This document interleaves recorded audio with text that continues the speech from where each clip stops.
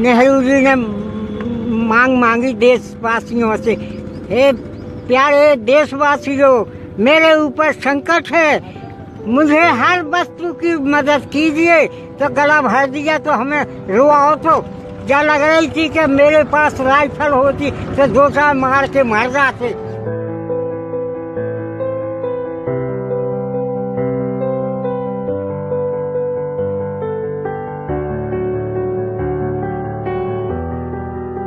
तेरा वैभव अमर रहे माँ, हम दिन 4 रहें ना रहें। भारत माँ के इस वैभव को बनाए रखने के लिए ना जाने कितने लोगों ने अपना सब कुछ दांव पर लगा दिया, बिना ये सोचे कि उनके आने वाले कल का क्या होगा।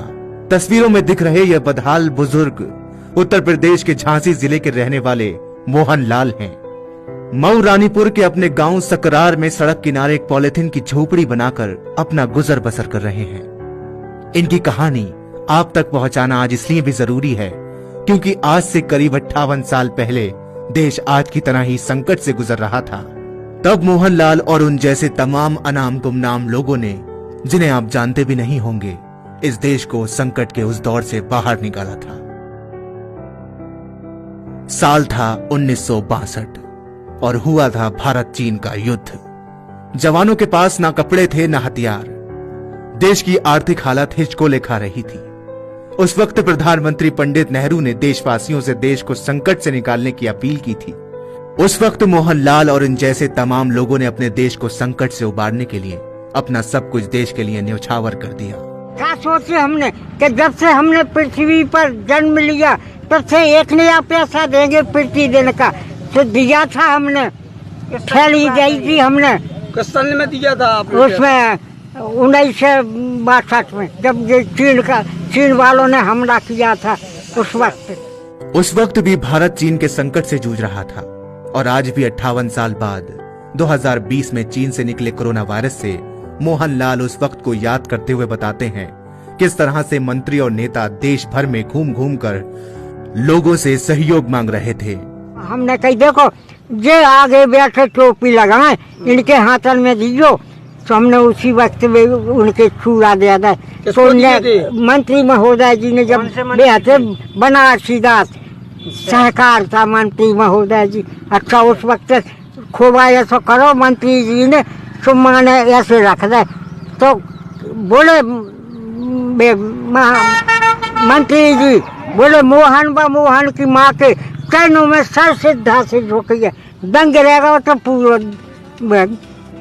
साल बदले, तारीखें बदली और वक्त की धूल मोहनलाल के नसीब पर जमा होती गई। जिस देश के लिए उन्होंने अपना सब कुछ दान कर दिया, उसी देश में आश्रयहीन लोगों को एक अदद छत मुहैया करने की कितनी भी योजनाएं चलाई गई हों, लेकिन मोहनलाल तक कभी ये योजनाएं नहीं पहुंची। ना ही मोहनलाल कभी उन योजनाओं के पात्र समझे गए। स्थानीय लोग जो मदद कर देते हैं, उसी के सहारे अपनी जिंदगी गुजर बसर करते हैं।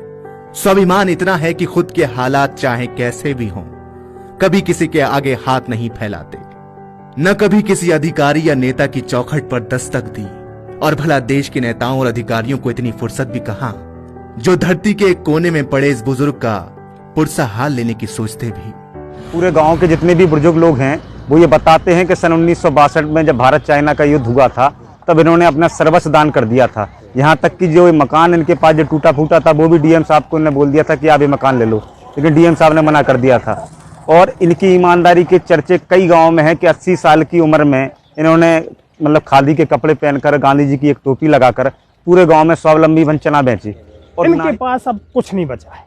हाँ, पहले इनने माना देश के लाने इतना किया कि इनने अपनी माता जी के चूड़ा भी जो चांदी के थे वो भी इन्होंने उसमें दिए थे।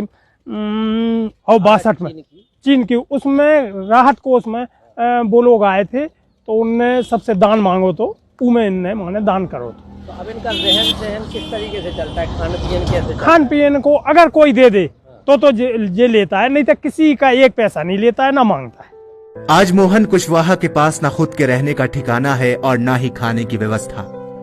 कोरोना का संकट शुरू हुआ तो बेसहारा लोगों को मदद मिलना शुरू हुई। ये बुजुर्ग भी मददगारों के जहन में आए, लिहाजा इन्हें राशन और कुछ रुपयों की राहत पहुंची है। लेकिन हालात को देखकर आपको अंदाजा लगाना मुश्किल नहीं होगा कि इन बुजुर्ग की जिंदगी कैसे बीत रही है। 2020 से मार्च में मिलन लगी। चावल ले जाते, अच्छा दाल ले जाते और 2000 रुपया दे गए थे। कौन दे गया था? अब जो हमें परिचय नहीं है कि नाम क्या था। ये मोहनलाल की जिंदगी का एक हिस्सा है जो हमने आपको दिखाया है, लेकिन इस बदहाली में ना जाने कितने दिन और कितनी रातें उन्होंने गुजार दी। रिश्ते निभाने के लिए उनके पास कोई नहीं है, न पत्नी न बेटा, मगर इन बुजुर्ग ने पूरे देश को अपना समझा है।